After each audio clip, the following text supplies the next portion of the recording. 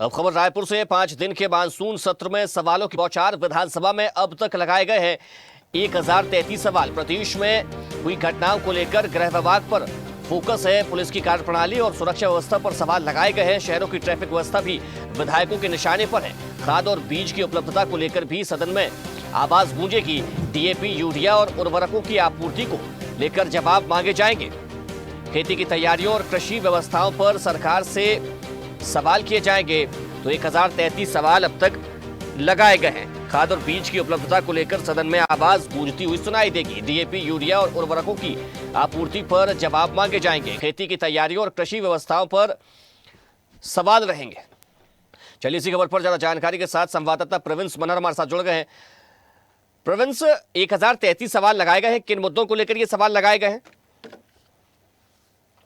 13 जुलाई से जो है मानसून सत्र विधानसभा का शुरुआत होने जा रही है और ये सत्र की अगर हम बात करें तो 5 दिनों तक यह चलने वाली सत्र है। इसमें कुल 5 बैठकें होगी। लेकिन अगर अब तक की अगर हम बात करें तो निश्चित तौर पर अगर हम ये कह सकते हैं कि अब तक जो है 1033 सवाल जो है वो पक्ष और विपक्ष की तमाम जो विधायक हैं उनके द्वारा लगाए गए हैं।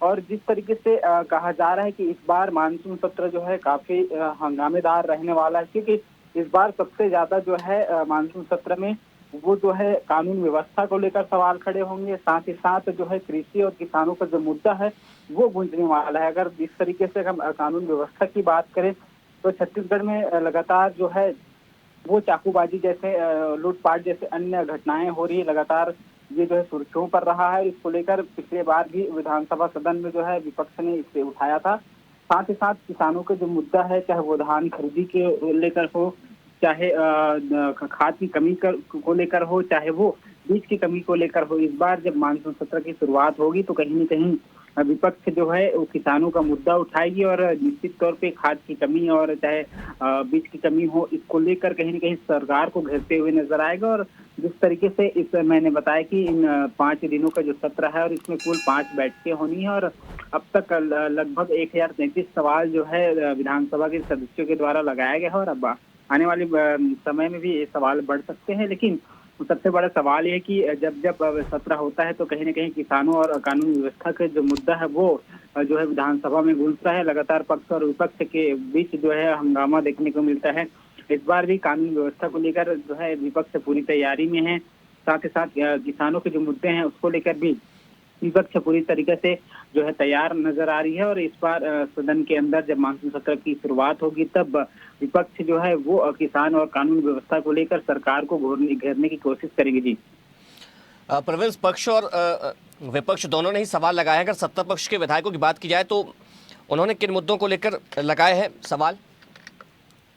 देखिए, फिलहाल अभी सवाल जो लगे हैं वो स्पष्ट नहीं हो पाए कि किन किन मुद्दों को लेकर लगे। लेकिन सत्ता पक्ष की अगर हम बात करें तो सत्ता पक्ष की बहुत सारे भी ऐसे विधायक हैं जो कानून व्यवस्था को लेकर भी सवाल लगाते हैं। पिछले बार भी हमने देखा है, किसानों को मुद्दा हो चाहे जन समस्या हो, तमाम चीजों को लेकर जो है सत्ता पक्ष की और विधायक तमाम सदस्य हैं वो जो है सवाल लगाते हुए नजर आते हैं। और सरकार से पिछले बार भी जिस तरीके से बीजेपी के ही पूर्व मंत्री हैं और वर्तमान विधायक अजय चंद्राकर वो सत्ता को घेरते नजर आए थे, सरकार अपनी ही सरकार को के ऊपर जो है सवाल खड़े करते हुए नजर आते, क्योंकि लगातार जो है अजय चंद्राकर आक्रामक रहते हैं। जन समस्या को लेकर विधानसभा में जो है वो मुद्दा उठाते हैं कि आखिरकार सत्ता है, सरकार है, इसके बावजूद भी बहुत सारी ऐसी चीजें हैं जो नहीं हो पा रहा है। उसको लेकर वो लगातार विधानसभा में जो है मुखबिरता के साथ जो है वो सत्ता और अपनी सरकार के खिलाफ बोलते नजर आते हैं। इस बार भी बहुत सारे ऐसे विधायक हैं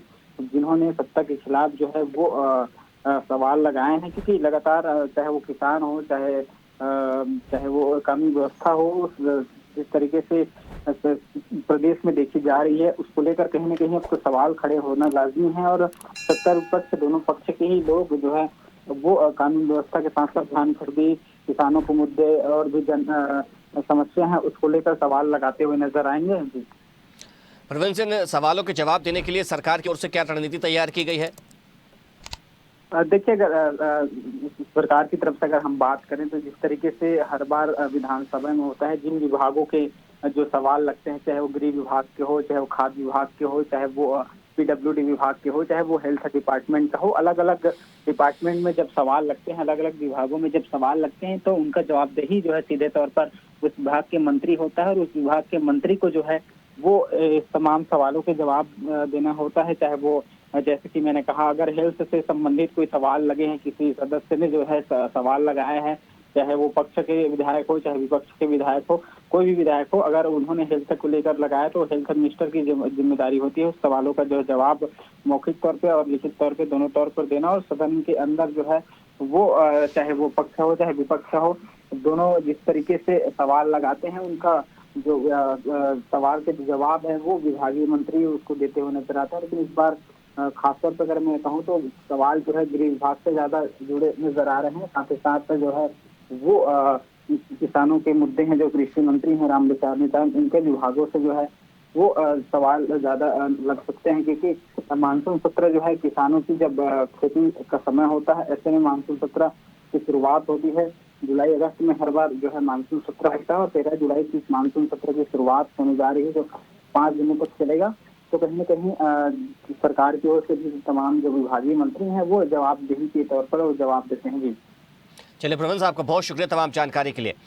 तो 1033 सवाल लगाए गए हैं और ऐसे में तमाम मुद्दों को लेकर ये सवाल किए जाएंगे। पक्ष और विपक्ष के विधायकों ने 1033 सवाल लगाए। देखते रहिए स्वदेश न्यूज। अगर आप इस वीडियो को सोशल मीडिया हैंडल फेसबुक या इंस्टाग्राम पर देख रहे हैं तो हमें फॉलो करें, अगर यूट्यूब पर देख रहे हैं तो सब्सक्राइब करें और बेल आइकन दबाना ना भूलें।